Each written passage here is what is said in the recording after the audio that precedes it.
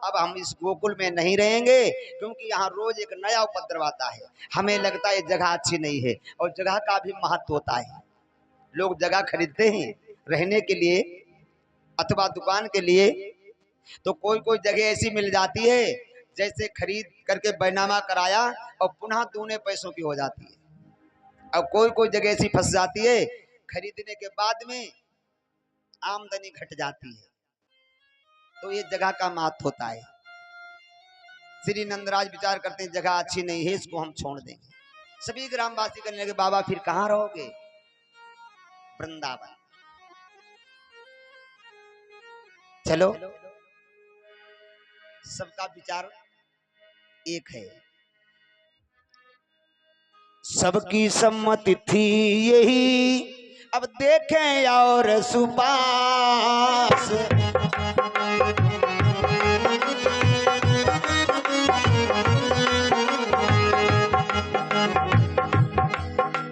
सबकी सम्मति थी यही, देखें और सुपास।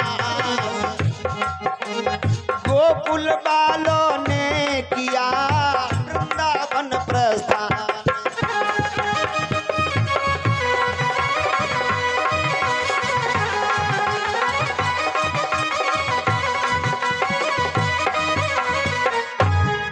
सभी गोकुल वाले वृंदावन के लिए चलते, और वृंदावन में वहां पहले कुछ नहीं था, वन ही था। और वृंदावन में ऐसे ऐसे वृक्ष थे जो ऊपर से गिर जाते थे और लोगों के चोट भी नहीं लगती थी। बताओ कौन से वृक्ष थे वृंदावन में जो ऊपर से गिर जाते थे, चोट नहीं लगती थी? कौन से वृक्ष थे? आप लोगों ने हजारों बार कथाएं सुनी, तो कथा सुनकर के कुछ ध्यान रखना चाहिए। सुनते जाओ, समझते जाओ। श्री वृंदावन में पहले वन ही था, और ऐसे वृक्ष थे जो ऊपर गिर जाते थे, चोट नहीं लगती थी। वो कौन से वृक्ष थे?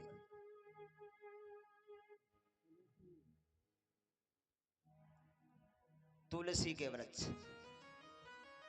पहले वृंदावन में केवल तुलसी के वृक्ष थे और कोई वृक्ष नहीं था। आचार्य सुखदेव जी कहते हैं, राजन परिषद, पहले वृंदावन बनई था, जब कदम रखा नटनागर में।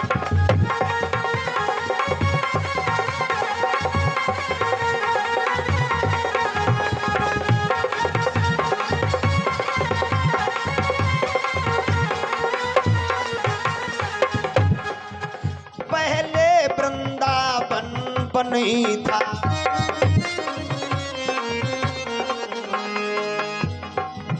जब कदम रखा नटनागर ने।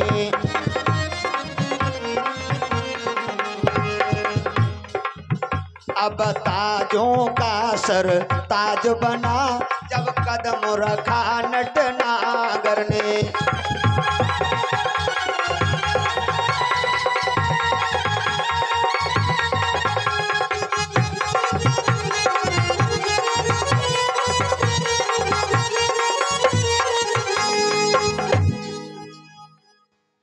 पहले वृंदावन एक वन ही था, लेकिन जब भगवान ने वहां पहुंच करके सुंदर सुंदर महल बनाए हैं, तो अब तो वृंदावन सबका सरताज बन गया है। सबसे उपवन, सबसे सुंदर, सबका सरताज श्री वृंदावन धाम बन गया। आचार्य जी से राजा परिषद ने पूछा, ये तुलसी के वृक्ष वहां कैसे पहुंचे हैं, बताएं। आचार्य सुखदेव जी बोले, हे राजन परिषद, तुलसी जो है पहले तुलसी नहीं थी, ये जलंधर की पत्नी थी। पहले इसका नाम था वृंदा, वृंदा था। और जिस समय श्री हरि नारायण ने जालंधर को मारा है, जलंधर असुर को मारा है, महादेव के साथ में युद्ध हो रहा था, 100 वर्ष युद्ध हुआ, भोलेनाथ ने जलंधर को नहीं मार पाया। क्यों? कि उसकी पत्नी वृंदा जो थी एक बहुत बड़ी सती थी। माताएं बहनें ध्यान दें, जलंधर असुर ने शंकर जी के साथ में युद्ध किया। और किसकी दम पर? पत्नी की दम पर। पत्नी एक आदमी की हिम्मत होती है। जैसे कितना भी कर्जा हो, कितना भी कर्जा हो, और पत्नी अगर सहारा दे दे, कह दे चिंतन करियो सब निपट जाई, कितो कर्जा हो, और पत्नी कह दे नीके मन से, अच्छे मन से कह दे चिंतन करियो, कतई सब निपट जाई, तो सब निपट जाएगा, कर्जा नहीं रहेगा। हिम्मत बंधाती है पत्नी। अब कतई न कर्जा हो, दुल्हन कह दे तुम कुछ ना ही करी पहियो, देखियो तुम ऐसे ही रही हो, तुम कर्जा ही ला दे रही हो, तुम कर्जा उलटी जाई, हुई सो नहीं निपटी और कर्जा हो जाएगा। मेघनाथ ने अपनी पत्नी सिलोचना की दम पर युद्ध लड़ा, हारा नहीं। तो ये पत्नी एक शक्ति है, आदमी की हिम्मत है, इसको बहुत ध्यान रखना चाहिए। भगवान नारायण ने जलंधर का रूप धारण किया, वृंदा के पास पहुंचे, और वृंदा सती कहती थी कढ़ाई में तेल गरम कर देती थी, कढ़ाई में तेल गरम कर देती थी, खौलता था जिस समय, और वृंदा उसी में खड़ी हो जाती थी। हे परमात्मा, अगर मैंने अपने पति की सेवा की हो, वचन से, मन से, कर्म से, तो कोई फर्क ना पड़े, तो खड़ी रहती थी खौलते हुए तेल में, जलती नहीं थी, इतनी बड़ी सती थी। लेकिन भगवान नारायण ने जलंधर का रूप बनाया, वहीं आ गए। जैसे देखा स्वामी तुम तो युद्ध में थी, यहां कैसे आ गए? ध्यान टूट गया, तो पति मारा गया। बाद में खबर मिली कि ये पति नहीं नारायण हैं, तो वृंदा ने भगवान विष्णु को श्राप दिया, मैं तुम्हें श्राप दे दूंगी, तुम अभी भस्म हो जाओगे। तो भगवान नारायण कहने लगे हे वृंदा मुझे श्राप ना दो। तो वृंदा ने कहा श्राप नहीं देंगे तो मेरे साथ विवाह करो, तुमने मेरे पति को मार दिया, अब मैं कहां जाऊं, किसके सहारा रहूं, अब तुम विवाह करो मेरे साथ। भगवान ने कहा हम विवाह तो नहीं कर सकते, हमारी लक्ष्मी जी है। तो वृंदा ने कहा मैं तुम्हें श्राप दे दूंगी, तुम पत्थर हो जाओगे। भगवान बोले श्राप ना दो वृंदा, हम पत्नी नहीं बना सकते हैं, लेकिन पत्नी स्वीकार कर सकते हैं, वो भी अभी नहीं, जब हमारा कृष्ण अवतार होगा, और तब तक तुम चल करके वृंदा वहां तुलसी बन करके प्रकट हो जाओ, और मैं वहां आऊंगा तुमसे मिलने के लिए। तो वही वृंदा जाकर के वहां तुलसी के वृक्ष बनती है, पूरा वन था तुलसी का। और भगवान नारायण गंडकी नदी के पत्थर बने हैं, जिनको शालिक राम के नाम से जाना जाता है। शालिक राम, जो बटिया होती है चिकनी, शालिक राम जिनको कहा जाता है, महात्माओं के पास होते हैं, गंडकी नदी में पाए जाते हैं। तो तुलसी की पाती तब से आज भी भगवान कृष्ण ने जाकर के वृंदा को स्वीकार किया, श्री वृंदावन में स्वीकार कर लिया, और कहा वृंदा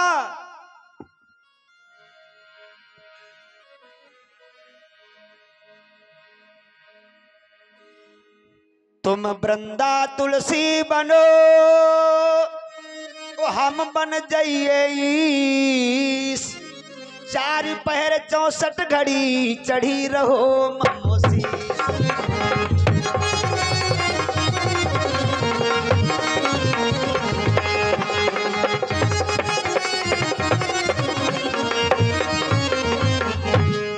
जहाँ तुलसी का वृक्ष होता है वहाँ भगवान आने की इच्छा करता है, क्योंकि बाधा है।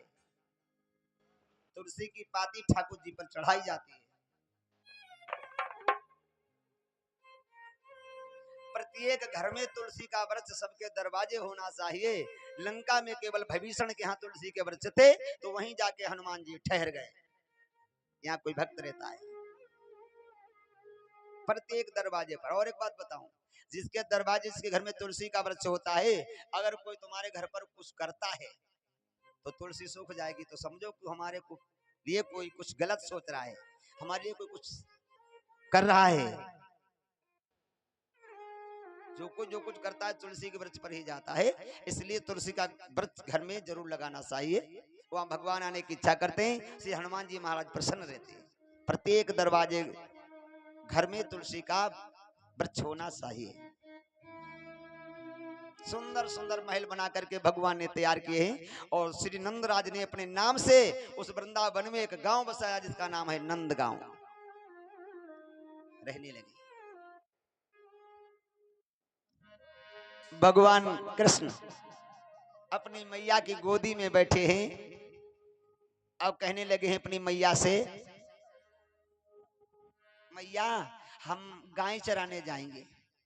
बेटा तुम छोटे हो और सब सयाने हैं, तुम मत जाओ। नहीं मैया हमारे साथ ही चले जाते हैं, हमें अच्छा नहीं लगता है। अच्छा नहीं मानते तो चले जाओ। बलराम तुम कृष्ण की देख रेख रखना। तो प्रथम दिवस भगवान गाय चराने के लिए गए हैं। भोजराज कंस को पता चला है आज हमारा वैरी, हमारा दुश्मन गाय चराने के लिए आया है। उसने धेनुकासुर नाम का वीर भेज दिया। धेनुकासुर गधे का रूप धारण करके आया, गायों में चरने लगा। भगवान ने पहचाना उसको। मित्र एक तरफ चले गए और भगवान ने जाकर के धेनुकासुर को पकड़ लिया। उसके पैर पकड़ करके घुमा करके जमीन पर धेनुकासुर मारा गया। किसी ने जान भी नहीं पाया। शाम को घर में आए। द्वितीय दिवस फिर गाय चराने गए। भोजराज कंस ने बकासुर नाम का वीर भेजा। बगुले का रूप धारण करके आया, जल में खड़ा हो गया। भगवान गाय बछड़े चराने गए हैं तो उसने भावना प्रकट की कि जो मोर मुकुट लगाए है यही हमारे राजा का बैरी है। अगर हमारे पास आ जाए इसको मैं अपने पेट में रख लूं, यहां से चला जाऊं। ग्वाल वाल सब एक तरफ है। भगवान घूमते हुए बकासुर के पास पहुंचे। उसने लंबी चोंच बढ़ा करके दूर से उठा लिया, उठा करके पेट में रख लिया। उड़ना चाहता है तो भगवान ने अपना वजन बढ़ा दिया, वो उड़ नहीं पाया। तब तक ग्वाल वाल ढूंढने लगे, भैया कृष्ण कहाँ हैं, कृष्ण कहाँ हैं। सब चारों तरफ ढूंढ रहे हो, भगवान नजर नहीं आ रहे। बलराम ने कहा हमें लगता है कि जब से हम तुम आए तब से बगुला आया है, लगता है इसने कृष्ण को खा लिया है। चलो इसको घेरते हैं, कोई उड़ने मत देना इसको। और घेर लिया चारों तरफ से। भगवान उसके पेट में अपने शरीर को गर्म कर देते हैं तो वो उगलना चाहता है, मुख तक आते हैं फिर वापस लौट जाते हैं। जब वो हताश हो गया है तो भगवान उसकी चोंच पर आए हैं। अपने हाथों से उसकी चोंच को पकड़ करके बीच से फाड़ करके और बकासुर को डाल दिया। बोलो बाल कृष्ण भगवान की। ग्वाल वाल कहने लगे दादा अगर आज हम लोग ना होते तो तुम नहीं होते, ये ले गया था। तो भगवान ने कहा भैया इसमें क्या, आज तुमने हमें बचा लिया, मौका लगेगा उस दिन हम बचा लेंगे। अपने नगर में आए हैं। तृतीय दिवस में गाय बछड़े लेकर के पुनः भगवान फिर गए हैं तो कंस ने अघासुर नाम का वीर भेजा। अजगर बनकर के आया। कल्याण ये नहीं रहेंगे तो अजगर बनकर के आया और बहुत विशाल अपना रूप धारण करके मुख फैला करके अजगर बैठ गया वन में। भगवान अपने मित्रों के साथ में गाय बछड़े लेकर के गए हैं तो एक ग्वाल कहने लगा दादा, और अजगर जहां की जैसी जमीन होती है, जैसी घास होती है, और उसी तरीके का होता है। एक ग्वाला कहने लगा दादा, अरे मोहन दादा देखो देखो ये कैसी गंभीर गुहारी है।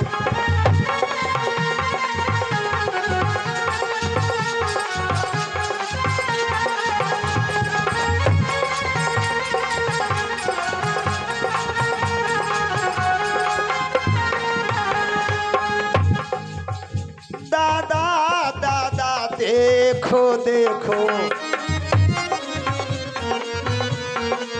ये कैसी गंभीर गुहारी है।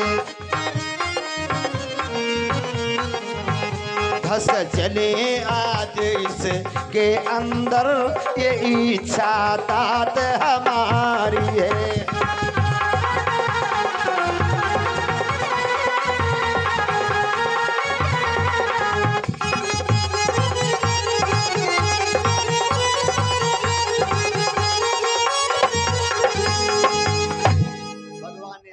जल्दी चले जाओ।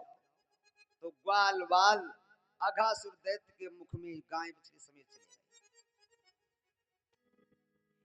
सर्प काल का प्रतीक है और काल के मुख में सभी हैं, सभी हैं काल के मुख में। काल अपना मुख फैलाए हुए बैठा है और उसमें सभी हैं। समय आने पर वो समाप्त कर देता है। ग्वाल बाल जब चले गए हैं मुख में, तो भगवत प्रेमियों अब अगा से सोच रहा है कि जो मोर मुकुट लगाए है और आ जाए, फिर अपने जबड़े को बंद कर लूं, मैं यहां से चला जाऊं। भावना को समझ करके और भगवान उसके पास में चले गए अगासुर दैत्य के मुख में, और वो अपना जबड़ा बंद करना चाहता है, जो मुख फैला बैठा है। कोटेदार नहीं आए, कहाँ है? अच्छा देखो सर,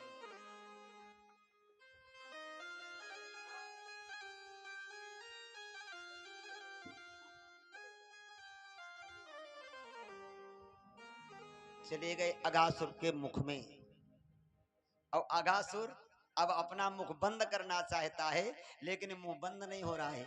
अंदाजा लगाएं भगवत प्रेमियों कि जितना बड़ा मुख है और मुख से बड़ी चीज मुख में फंस जाए, फिर क्या होगा? जितना बड़ा मुंह है और मुंह से बड़ी चीज मुंह में फंस जाए तो क्या होगा?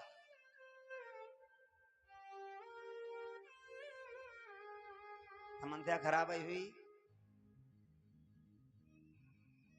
तो अघासुर दैत्य मुख को बंद करना चाहता है और मुख बंद नहीं हो रहा है। भगवान धीरे धीरे अपना आकार बढ़ा रहे हैं, तो